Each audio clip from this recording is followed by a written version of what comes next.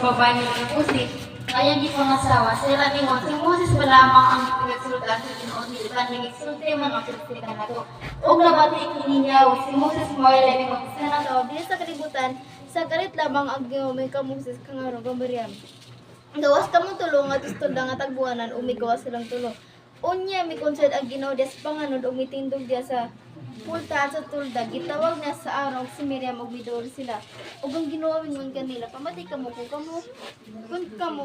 kun diha kaniyo may usa ka propeta ako ang Ginoo pakita kaniya pinagi sa pananaon ug makigsulti kaniya pinagi sa damgo wala labot ni kung alagad niya si Moses gipialan ko sa magbanda sa tibok patawhan bakit tubangan kami kung kami magsulti sa tataw gayon og dili pinagi sa mga pulo nga dili masabot ug makita siya sa iyang bayhon.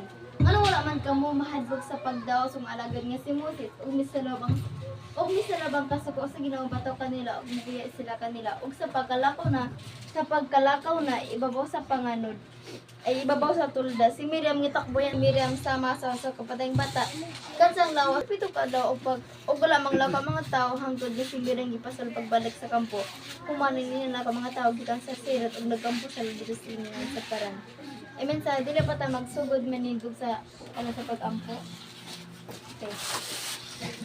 Paragad baga salamat ng kabutagong paragad adik paragad niya dili ako magadala sa wali paragad kung wala ikaw paragad wala ako mahimo paragad sala ako ka instrumentong ay magigamit paragad salamat paragad sa mga protection paragad ug salamat paragad nga ikaw ang magadala ni sa wali paragad salamat paragad inamatin sa pray amen amen akong nabasan diri si Miriam ay mamingkod ko si Miriam ug si Aaron bisalti ba itong Moses tungod sa babae nga taga-kusing ngayong pangasawa sila miingon si Moses sa lamang itigig sultan sa Ginoo so di ba unsa man ang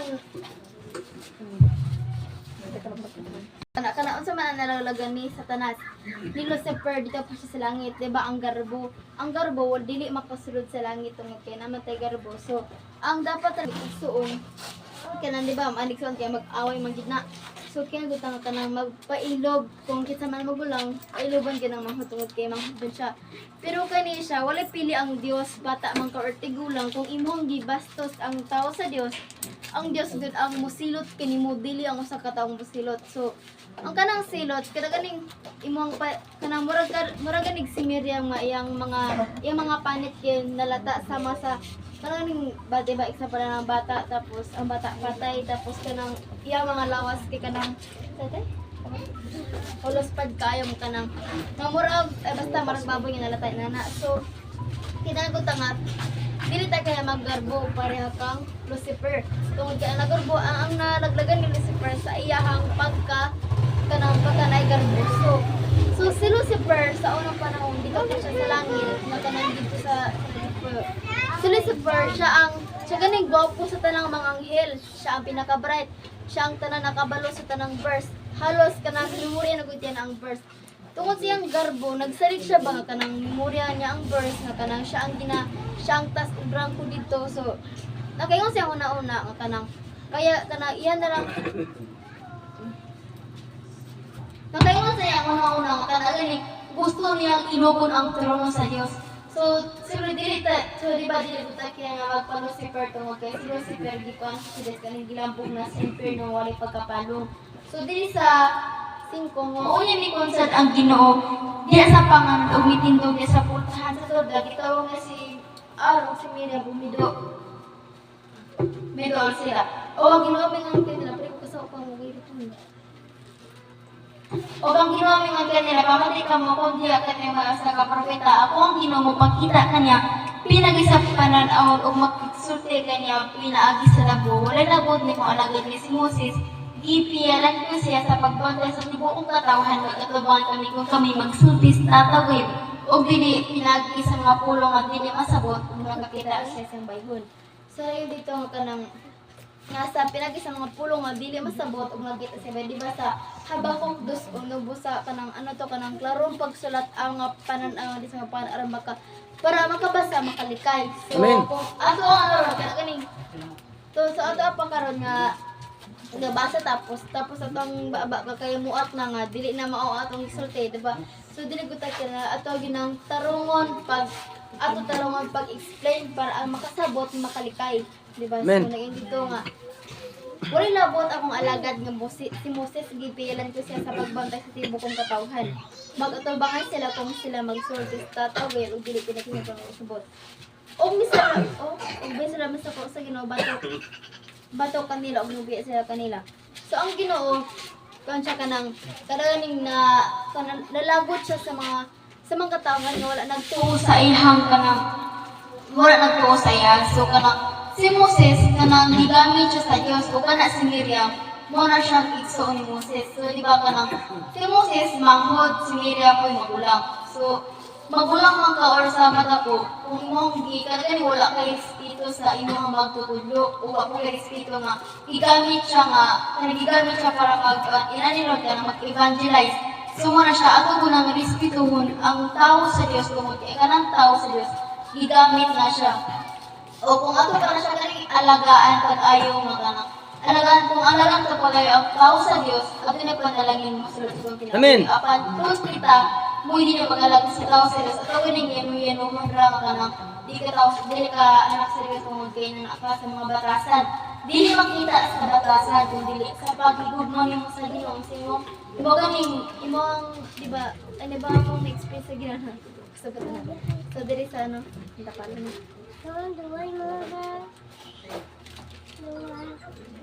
ug diri sa gist og sa pagkawala na sa panganib ibabaw sa tulda si Miriam gitakbuyan og sanla ug maputi siya tawilo sadya mitanaw si Aaron kang Miriam nakita niya si Miriam na imong sanlahon ug si Aaron kang Moses agalan ko ayon tama sulti tungod sa binuang sa salang among nabuhat kanimo.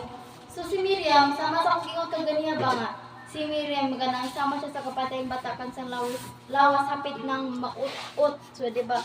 So kung kita na wala ko bisag kataw nga naka-experience. So kani Sumiros og si Miriam og si Moses wala ni sila gisulat sa Bible para atong sundon ilang mga batasan kundi para atong likayan tungod kay kini nga mga kaganing gipang buhat ni Miriam dili na siya eksakto. So ang ato ang dapat buhaton mutuman gud ta sa magtutudlo o kanang si Moses kinasa ng panahon di ba ni man siya to gusto siyang balibad daw kay nani ang kahadlok gitawag siya sa Dios.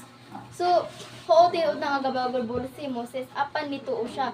So kung kita ang ingon sa Dios gigamit ko ikaw sa pagka ang dito imong sangyawan tapos panalitan ani nga mahadlok ang kubog inana so kung mahadlok man ka kaya nagud nga pinaagi sa pagtuo si Moses gani kanang ni ano siya kanang nibagulbol siya sa Dios kani nibagulbol siya nga dili ko na Ginoo tungod kay nahadlok ko di ko tungod kay di na ko kaya dumalaan man katawhan tungod kay si Moses gamit man siya sa Dios kung kita po ang magbagulbol sa Dios na wala ta gigamit. So kung magbagulbol ta sa Dios dili ta mapareha ka Moses nga wala siya masinulutan di ba kay gipili man siya kung wala ta gipili na nagbagulbol ta sa Dios masinilutan gyud ta ana sa mga kapating bata.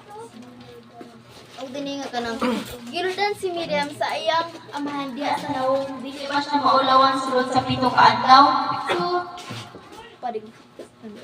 So mo na gingon dito nga kanang gilutan siya sa iyang amahan diha sa nawong dili luwa nga ato ganing literal nga kanang laway kun dili luwa siya sa tunglo nga gingon dira sa Dios tungod kay ang usa ka tawo may mong matunglo kung kita ni supak sa balaod sa Ginoo ug kanang sagdira nga mosupak sa balaod dinis kalibutan tungod kay makakasalamot tanan pero pag ang Ginoo ang mobalaod ay nagsupaka tungod kay siya man ang nagbuhat sa imuha. Amen. Siya man ang nabuhat sa imuha siya pud ang naghatag sa imong kinabuhi siya usab ang mubawi. So ato gunang hunang sa tanan nga kanang dili na to angay nga daoton ang tao sa Dios tungod kay ang daoton na to ang tao sa Dios makagawan ba na ang Dios di ba siya ang nagbuhat ni Satanas siya ang nagbuhat sa tanan kung wala ang Dios atong kinabuhi wala usab ka karon og dinhi sa 11 og si Aaron mingon ay dito sa 12 ay mo nga si Miriam sama sa kapatayng bata kansang lawas hapit lamot o sa paggula ni sa tiyang sang inahan og si Moses